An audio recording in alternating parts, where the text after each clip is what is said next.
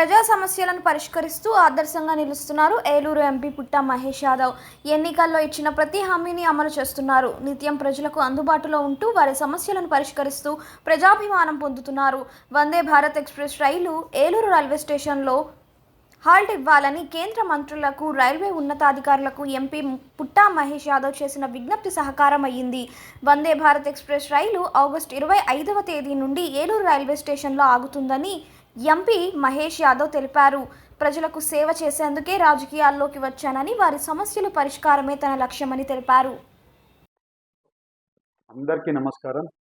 ఏలూరు ప్రజలందరికీ కూడా ఇవాళ శుభవార్త. 25వ తారీఖు నుంచి వందే భారత్ స్టాప్ ఓవర్ మన ఏలూరులో కూడా ఉండబోతుంది.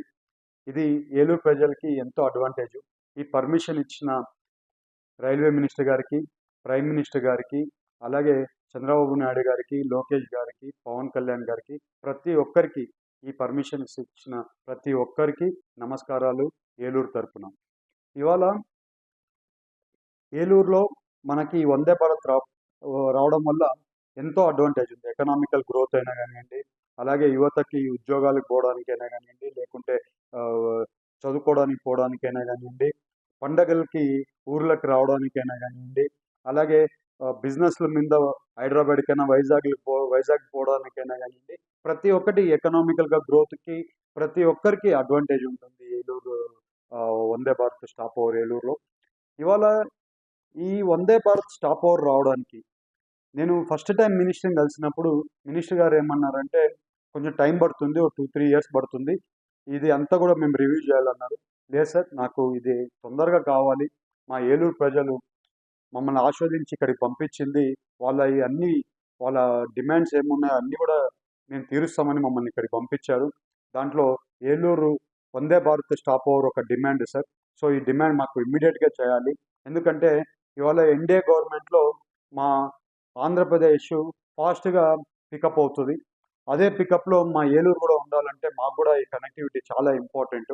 ఈ కనెక్టివిటీలో మా ఏలూరులో కూడా ఎకనామికల్ గ్రోత్ బాగుంటుంది. సో ఈ ఎకనామికల్ గ్రోత్లో మా ఏలూరు కూడా పార్ట్ ఉండాలంటే ఇది అడ్వాంటేజ్ అవుతుంది సార్. సో ఇది ఇమ్మీడియట్గా కావాలని అడిగితే ఆయన కూడా ఓకే అండి చేద్దామని అన్నారు. ఆయన చెప్పినట్లే మాకు ఇమ్మీడియట్గా మాకు చేసిచ్చారు. అది చేసిచ్చినందుకు ప్రతి ఒక్కరికి కృతజ్ఞతలు. ఇవాళ ఈ సర్వీసెస్ని ప్రతి ఒక్కరూ వాడుకోవాలి, ఏలూరు ప్రజలందరూ కూడా వాడుకోవాలి ఈ సర్వీసెస్. ఎందుకంటే ఈ సర్వీసెస్ అన్నీ కూడా మనకి ఎకనామికల్ గ్రోత్కి పనికొస్తుంది మన ఏలూరుకి. ఈ సర్వీసెస్ అందరూ వాడుకోవాలని అందరికీ తెలుపుకున్నాను. ఎంతో కష్టపడ్డాము ఈ పర్మిషన్స్ తీసుకొని రావడానికి. 2 నెలల్లో అయ్యే పని కాకుండా ఉండింది. బట్ ఎంటబడి ఫాలోఅప్ చేసి వాళ్ళని రోజు మా ఆఫీస్ నుంచి ఒకరిని పెట్టి ఫాలోఅప్ చేసి దాన్ని పర్స్యూ చేస్తాము. ఇవాళ దాన్ని అచీవ్ చేస్తాము. ఈ సర్వీసెస్ మీరు అందరూ వాడుకోవాలని అందరికీ తెలుపుకున్నాను. అలాగే మీకు ఇంకొక మాట చెప్తున్నాను.